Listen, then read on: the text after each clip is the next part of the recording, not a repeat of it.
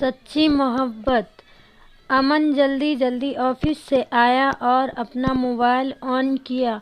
उस पर जारा के वॉइस मैसेज देख उसका दिल जोरों से धड़का। जवाब उसे भी पता था। उसने हिम्मत करके वॉइस मैसेज ऑन किया।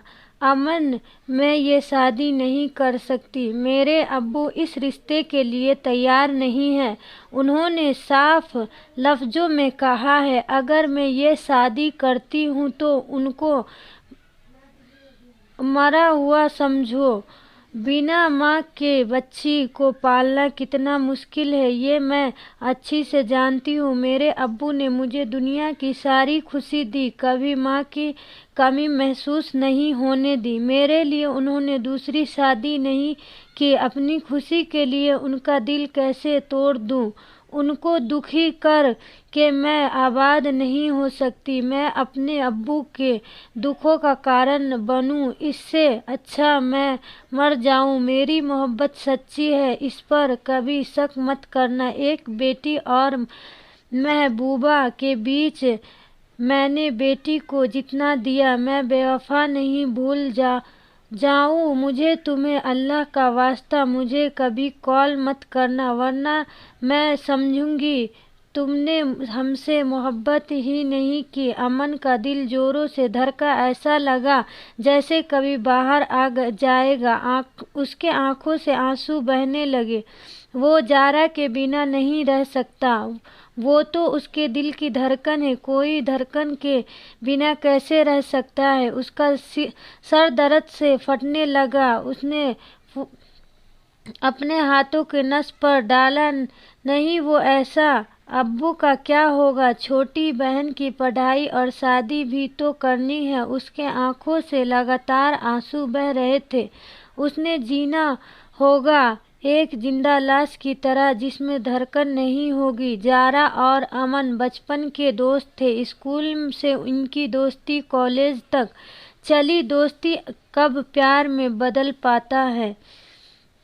अब दोनों एक दूसरे के बिना एक पल रहना मुश्किल था। जारा, तुम्हारे बिना दिल नहीं लगता। अब तो हमारा कॉलेज भी खत्म हो गया है, अब हम कैसे मिलेंगे? जारा ने हंसते हुए कहा, क्यों ना हम शादी कर ले। तुमने सही कहा जारा, मैं आज ही अम्मी को कहूँगा तुम्हारे घर जाकर मांग ले तुम्हारा हाथ। मेरे लिए क्या, तुम्हारे अब्बू तैयार होंगे। हमारी बिरादरी अलग अलग है। अमन, तुम टेंशन मत लो। एक अच्छा जवाब ढूंढो, उसके बाद भेज देना। मुझसे बहुत प्यार करते हैं, वो कभी मना नहीं करेंगे। जारा बेटा, यह बात एक माँ पूछती है, पर हम आपके माँ और बाप दोनों हैं। क्या आपने लड़के की फोटो देखी? नहीं अब्बू, अगर आपको पसंद है तो मुझे भी जो आपको अच्छा लगे। जारा के अब्बू हयात अहमदाबाद जाने माने कारोबारी थे। उन्होंने जारा की परवरिश अकेले की और दूसरी शादी नहीं की। जारा की शादी तय हो गई। धीरे धीरे हल्दी और मेहंदी के सारे रस्म हो गए। जारा बेजान रहती, ना हंसती ना कुछ कहती। बेटा, यह जेवर कैसा है? तुम्हारी अम्मी का है अब्बू। बहुत खूबसूरत है। उसकी आंखों से आंसू आ गई। आज उसे अपनी अम्मी की कमी बहुत महसूस हो रही थी, जिसने उसे जाहिर नहीं होने दिया। आज जारा की बारात थी। सब तरफ शोर शराबा था। अब निकाह का टाइम भी आ गया।